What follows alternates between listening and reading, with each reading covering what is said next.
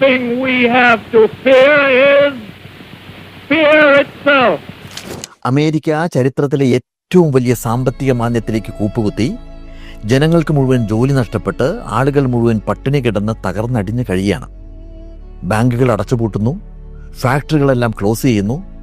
അങ്ങനെ ഇരിക്കുമ്പോഴാണ് 1933 മാർച്ച് 4 അമേരിക്കയുടെ പുതിയ പ്രസിഡന്റായിട്ട് ഫ്രാങ്ക്ലിൻ റൂസ്വെൽറ്റ് ചാർജ് എടുക്കുന്നത്. ക്യാപിറ്റോളിൻ്റെ കിഴക്ക് ഭാഗത്ത് അദ്ദേഹത്തിൻ്റെ ആദ്യ പ്രസംഗം കേൾക്കാൻ വേണ്ടിയിട്ട് ലക്ഷക്കണക്കിന് ആളുകൾ ഇങ്ങനെ തടിച്ചുകൂടി നിൽക്കുകയാണ്. അവിടെയാണ് റൂസ്വെൽറ്റ് ഇത് പറഞ്ഞത്: the only thing we have to fear is fear ഇസെൽഫ്.